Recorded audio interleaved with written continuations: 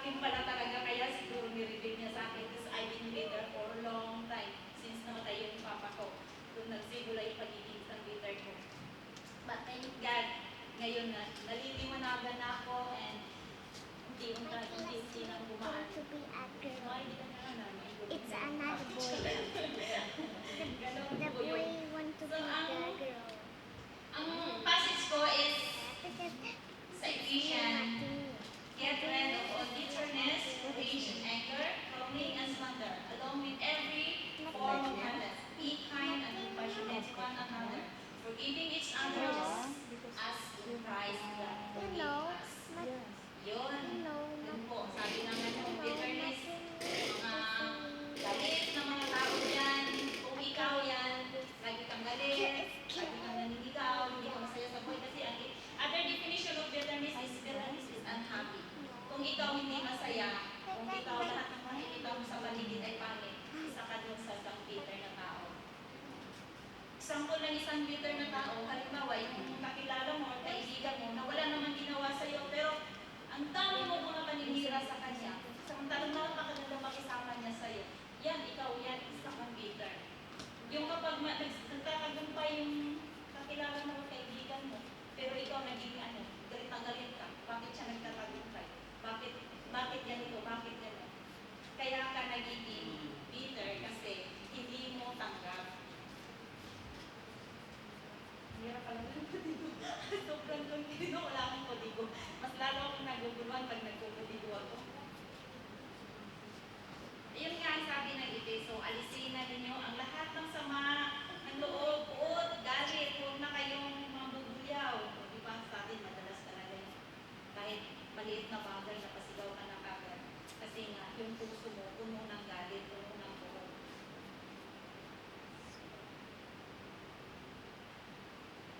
Ang bitterness pala, sabi doon sa research na bitterness is a poison of soul. And yan po yung ito. Bitterness is a poison of soul.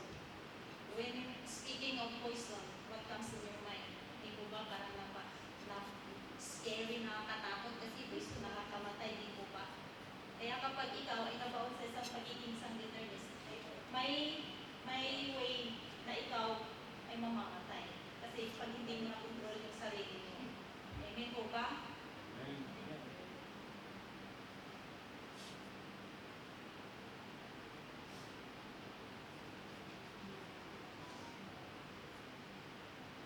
Paano nga ba natin malalabanan yung poison na yan? Yan po yung translation ko. How do we escape the poison of soul? Paano nga ba natin malalabanan yung poison of soul na yan? Meron po ako dito 3 points. First, accept all your failures. Isa sa mga paraan para po tayo makaiwas, makalaya sa pagiging isang leader. Tanggapin natin lahat ng ating mga pagituan, kasama na doon pagituan, sakit, mga pangarap natin na hindi natin nakuha. O minsan kasi naging bitter tayo kasi nakikita natin yung iba na sobrang tagumpay nila na sa kanila na lahat. Bakit ikaw, kahit anong ginawa mo, bakit nandun ka pa rin, hindi ka umuusad. Kaya nagiging bitter tayo kasi kung minsan umabot na tayo sa point na, Lord, bakit sila nandun na sa kanila lahat, kumpleto na, bakit ako ganito pa rin. Isa sa mga dahilan bakit tayo nagiging bitter. Kasi yung mga bagay na gusto natin, hindi natin nakuha. Pero tandaan natin mga kapatid, na si God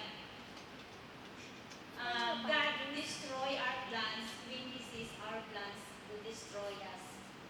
Kaya po, may mga bagay na kahit gusto natin, kahit parang kung parang nandun na, kunti na lang talaga makukuha mo na, bakit iilag pa siya?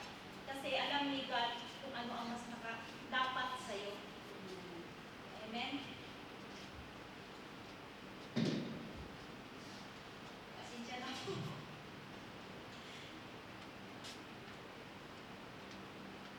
Ang sabi dito sa Proverbs, whoever considers sins does not prosper, but the one who confesses and renounces them finds mercy.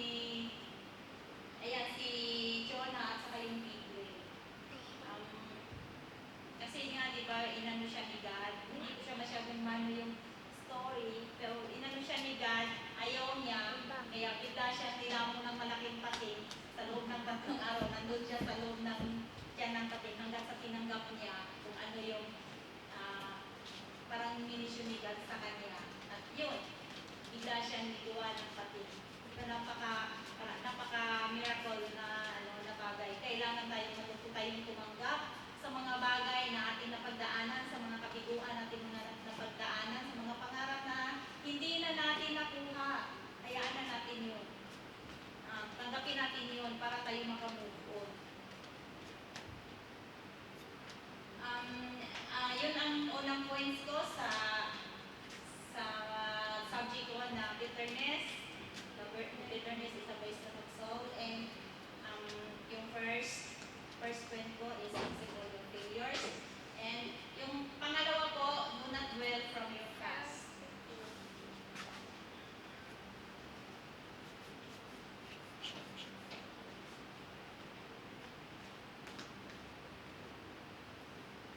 Huwag daw natin ibaon mga sarili natin sa mga nakaraan.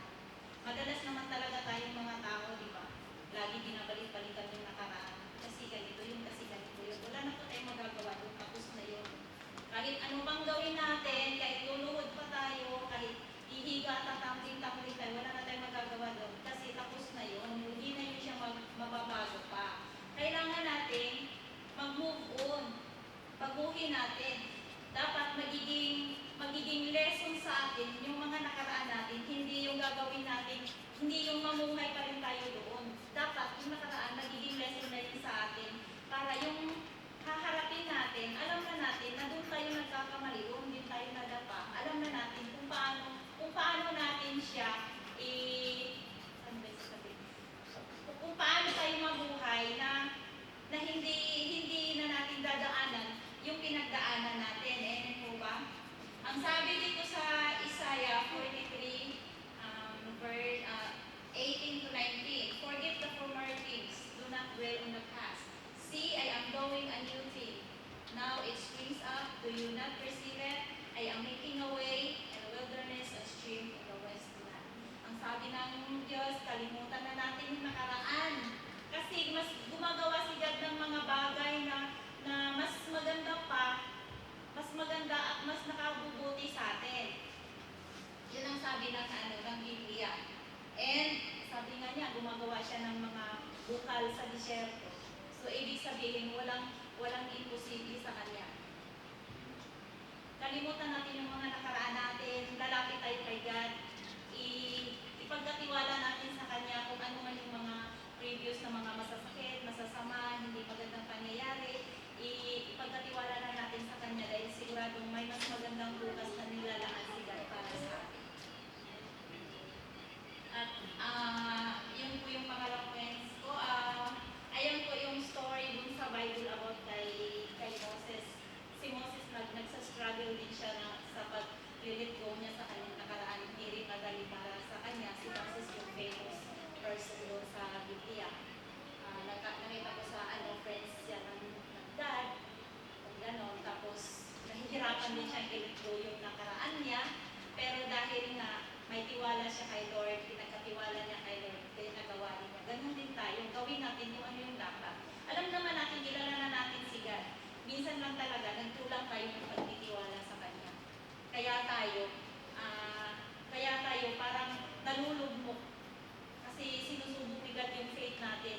At tayo naman, kasi nga yung faith natin, parang nahirapan niya sa laki ng munggo. Kasi kundi lang yung faith natin, kaya tayo nalulugmok agad. Ngayong alam na natin, kilala na natin si God sa buhay natin. Lahat ng mga bagay-bagay, naalala ko sabi ni Brother Mario, lahat ng mga bagay sa buhay natin dapat i-rely natin kay God. Para alam natin kung tama pa ba ito, Lord? Dapat ko pa ba ito gawin? Para kumbaga maiiwasan na natin yung mga lumipas na nangyayari, maiiwasan na natin. You learn from the past, tama po ba? So, yun po yung pangalawang points ko. Sa bitterness, the poison of soul, and how do we escape the poison of soul. So, dito na po tayo sa pangatlo.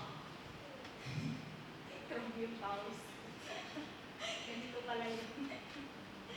Parang nilalamig ako, pero pinapawisan ako, parang tutulo na yung luha ko. Lord.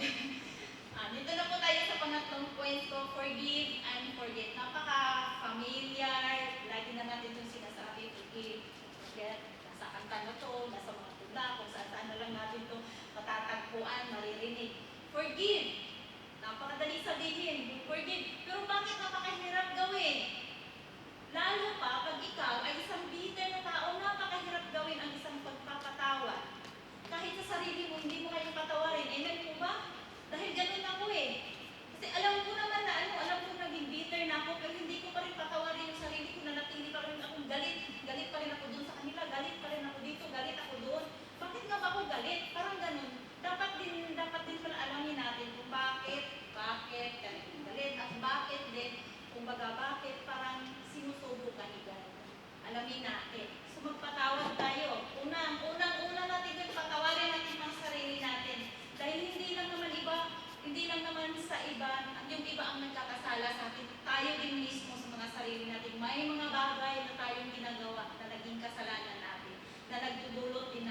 ng sakit, nagdudulot din ng sakit, kaya tayo nagiging bitter. Amen po ba? Ako tinatanggap ko po yan. Na-admit ko po yan. May mga bagay, may mga decision kasi tayong ginawa na hindi tama. Kaya yun din, nagiging yung circumstance na sa'yo din pala. Sa'yo din siya tawag dito, bumabalik. Kaya dapat nga sabi, magre-rely tayo kay God. Kasi tandaan natin, sabi nga ni Pastor doon sa ABCDE natin, si God ang ating director ng ating buhay. Kaya dapat na kung ano man yung mga plano mo, magre-rely ka kay God. Magpapatawad ka, patawarin mo yung taong nagkakasala sa'yo. Sa atin kasi, imbis na magpatawad, sasabihin pa, pag naputi na yung uwak, sasabihin natin instead na magpatawad. Tapos pag nagsusuri pa yung tao sa atin, suri-suri, kala mo naman kung totoo yung pagsusuri-suri niya. Di ba ganun yung mga linyahan natin mga bitter, suri-suri yan, di naman totoo yun, maniwala ka doon. O kahit naman yung tao, totoo naman yung pagsusuri niya, pero dahil na ikaw ay bitter, hindi mo siya matanggap. Walang magandang bagay na mangyayari sa'yo kasi lahat sa tingin mo ay pangit, hindi totoo. Kaya patawarin siya, patawarin sa sarili mo, patawarin mo na yung mga bagay na nangyari noon na hindi maganda para makalimutan mo. Kasi hanggat hindi ka nagpapatawad, hindi ka makakalimot. Promise ko yan. Amen? Hanggat hindi ka nagpatawad, hindi mo makakalimutan ng mga bagay na yun. Kasi nandun pa yung galit eh. Kasi hindi mo siya pinatawad. Pero pag pinatawad mo na yung isang bagay, pinatawad mo na yung isang tao, yun, makakalimutan mo na siya. Tapos na yun. Amen po ba? Kaya kailangan natin magpatawad para makalimutan. Ang sabi nga dito sa Bible, sa Colossians chapter 3, verse 12 to 13. Therefore, as God's chosen people, holy and dearly loved, clothe yourselves with compassion, kindness, humility, gentleness, and patience. Bear with each other and forgive one another. If any of you has a grievance against someone, forgive as the Lord forgive you. O diba? Parang gusto kong sabihin kapag talaga ng pagkakaka ako.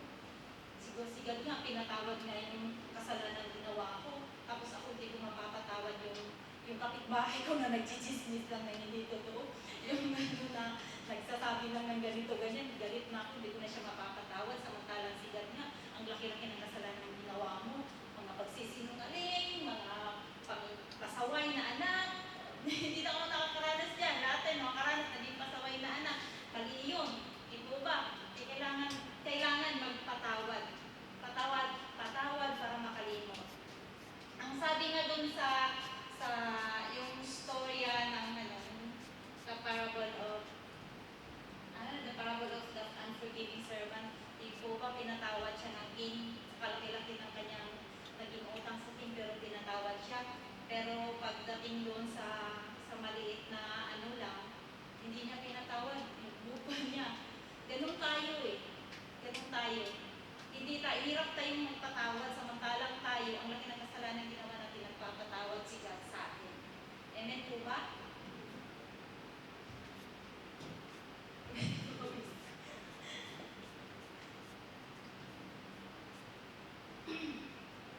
So na mga kapatid, tapos na po yung tatlong points ko sa subject kong bitterness, and the theme po ay bitterness is a poison of soul, and my translation is how do we skip the poison of soul.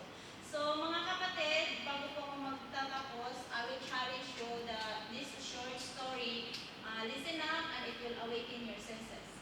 Ito po ay tungkol sa dalawang kabayo, si kabayong matalino, humble, kind.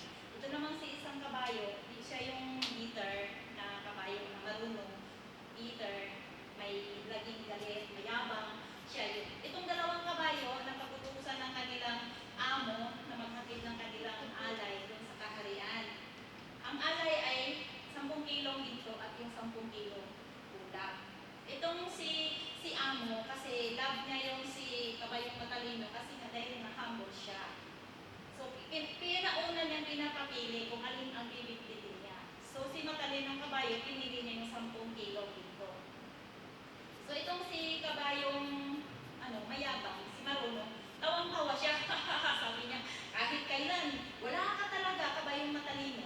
Pinauna ka na ng pinapapili ni Amo, pinili mo pa rin yung mabigat. Bakit dito ang pinili mo? Samantala meron namang bulak doon. O, di ba? So, ang yabang niya talaga. So, si kabayo naman matalino, sa halip na makikipag-argue siya, ang sabi lang niya, okay lang yan, as long as na para kay God, gagawin ko ang lahat, kakayanin ko. Yun ang sabi niya. So, ayun, si kabayong marunong, din niya yung 10 kilong bulak, si kabayong matalino, din niya yung 10 kilong ito. Sa kasagsagan ng kanilang paglalakbay, hindi matigil-tigil si kabayong mayabang sa pagbubuli kay matalino. Pero hindi siya pinapatulan ni kabayong matalino hanggat sa dumating sila sa hindi nila inaasahan na tatawid pala sila sa napakalalim na ilog. Ngayon, si kabayong marunong, pagdating nila doon sa tabing ilog, nandun na naman siya. Umpisa na naman siyang pangbubuli. Sabi na naman niya, ano ka ngayon, kabayong matalino ha? Kakayanin mo pa yung 10 kilong ginto. Pupo ka kasi, sabi niya. Di sana itong bulak ang pinili mo. Sabi niya ganon. Eh dito naman si kabayong matalino, nag-pray. Sa halip na katulan niya si kabayong marunong, nag-pray siya, Lord, ikaw na po bahala sa akin kung ano ang mangyari sa akin. Ang lahat itataas ko sa iyo, sabi niya. Ito kung para sa iyo, gagawin ko ang lahat at kakayanin ko. Yung sabi ni kabayong matalino. Ayun, mapayapang tumawid si kabayong matalino sa napakalalim na ilog.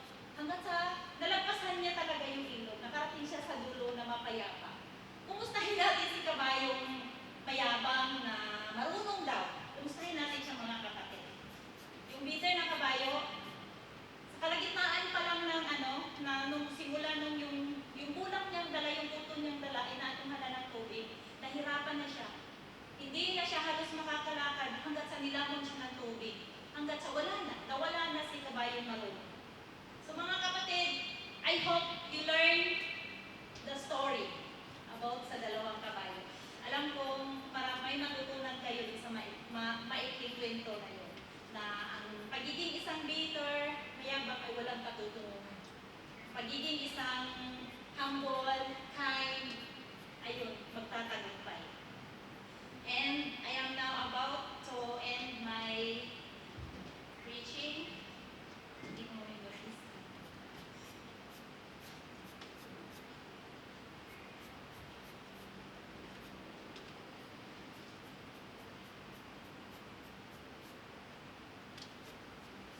And I am now about to end my preaching. I hope everyone may natutunan sa words of God ngayong gabi.